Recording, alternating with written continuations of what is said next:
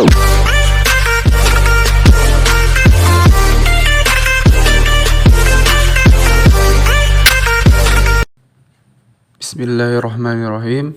Assalamualaikum warahmatullahi wabarakatuh. Alhamdulillahirabbil alamin wassalatu wassalamu asrofil anbiya'i wal mursalin wa ala alihi wa sahbihi ajma'in, amma ba'du. Pertama-tama marilah kita panjatkan puji dan syukur kita atas kehadirat Allah Subhanahu wa taala. Salawat serta salam tidak lupa pula kita curahkan kepada baginda Nabi Muhammad SAW. Yang terhormat Bapak dosen pengampu usul fikih 2, yaitu Bapak M. Yusuf, Bapak Yusuf MHI, dan teman-teman sekelas yang selalu dirahmati oleh Allah Subhanahu wa taala. Baiklah, untuk mempersingkat waktu, langsung saja saya akan memulai presentasi pada hari ini, di mana saya dari kelompok 13 akan membahas tentang mutlak dan muqayyad. Sebelum memulai presentasi pada hari ini, izinkan saya memperkenalkan anggota kelompok saya terlebih dahulu. Yang pertama ada Iwan, yang kedua ada Muhammad Rabbani, yaitu saya sendiri, dan yang ketiga ada Wanda Nasrullah. Untuk pokok pembahasan yang pertama, yaitu ada pengertian mutlak dan muqayyad.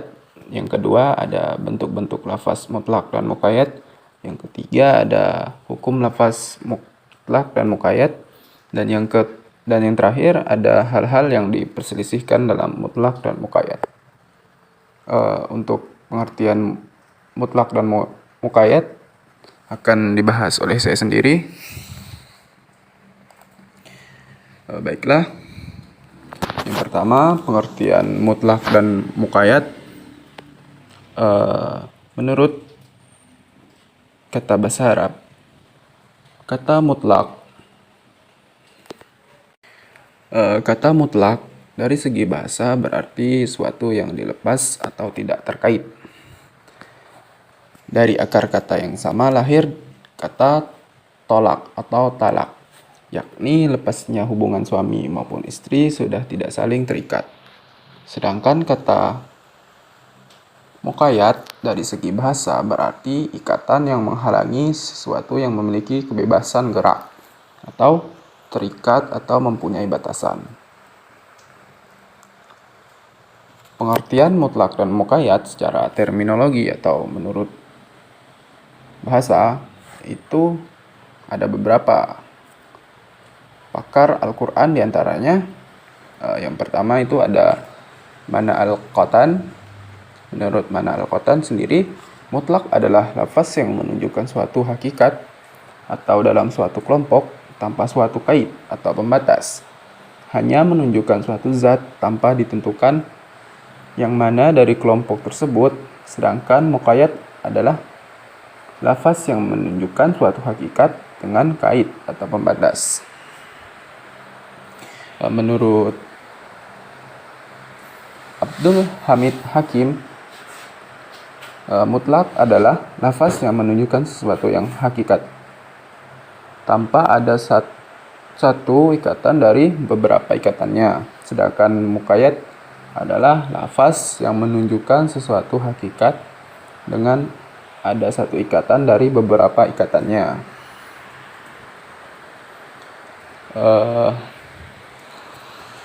Sekian dari saya. Saya lanjutkan oleh materi kedua kepada Wanda Nasrullah. Saya persilahkan. B. Bentuk-bentuk lafaz mutlak dan muqayyad. Sebab dan hukumnya sama. Dalam hal ini, mutlak harus ditarik pada yang muqayyad. Artinya muqayyad menjadi penjelasan mutlak, seperti puasa. Untuk kafarah, sumpah lafaz itu dalam qiraah mutawatir yang terdapat dalam mushaf diungkapkan. Artinya, barang siapa tidak sanggup melakukan yang demikian, maka kafarahnya puasa selama 3 hari. Yang demikian itu adalah kafarah sumpah bila kamu bersumpah dan kamu langgar. Quran Surah Al-Maidah ayat 89.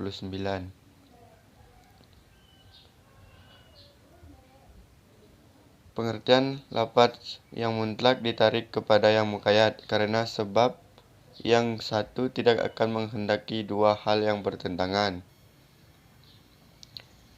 Sebab sama namun hukum berbeda. Dalam hal ini masing-masing mutlak dan muqayyad tetap pada tempatnya sendiri. Contoh mutlak yang menerangkan tentang tayamum.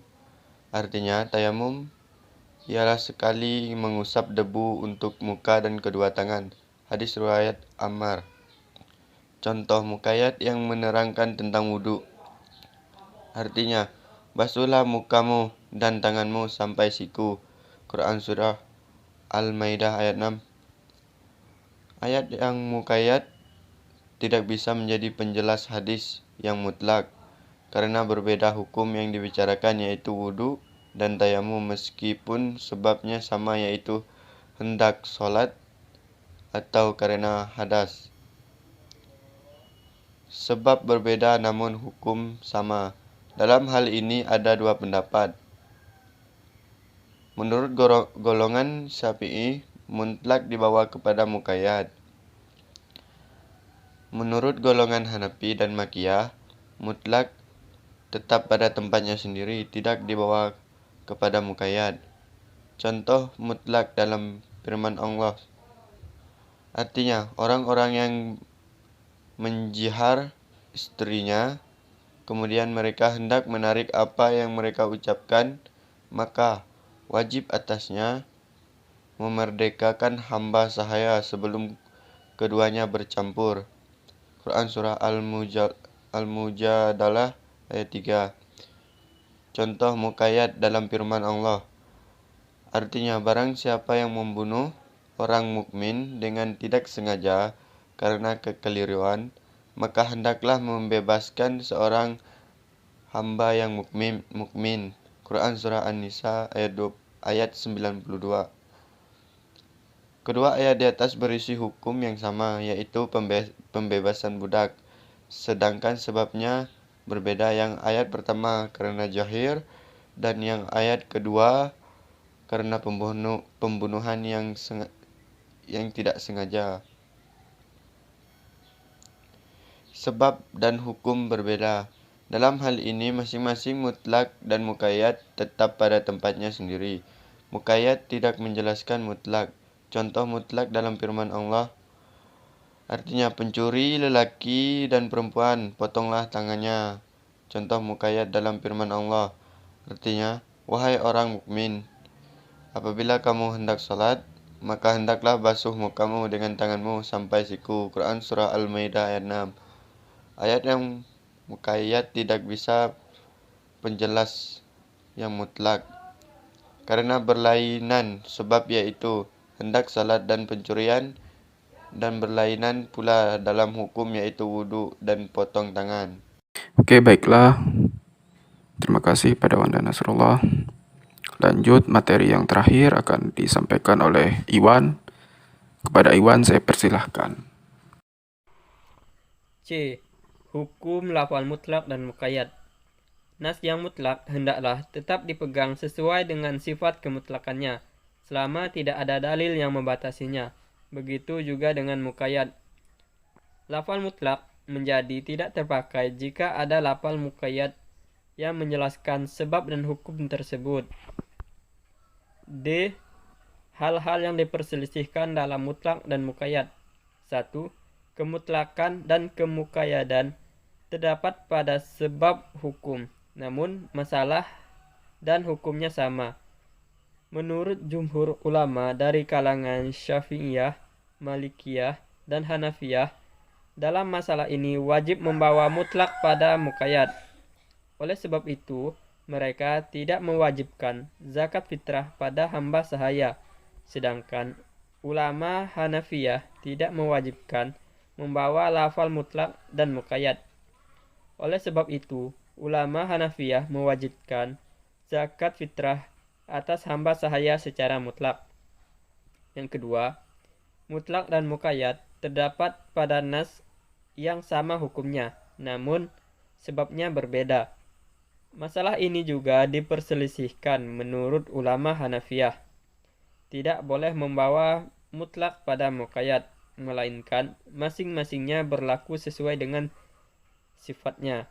Oleh sebab itu, ulama Hanafiyah pada kafarat zihar tidak mensyaratkan hamba mukmin. Sebaliknya, menurut jumhur ulama harus membawa mutlak kepada muqayyad secara mutlak. Namun, menurut sebagian ulama Syafi'iyah, mutlak dibawa pada muqayyad apabila ada idlat hukum yang sama, yakni dengan jalan yang qiyas.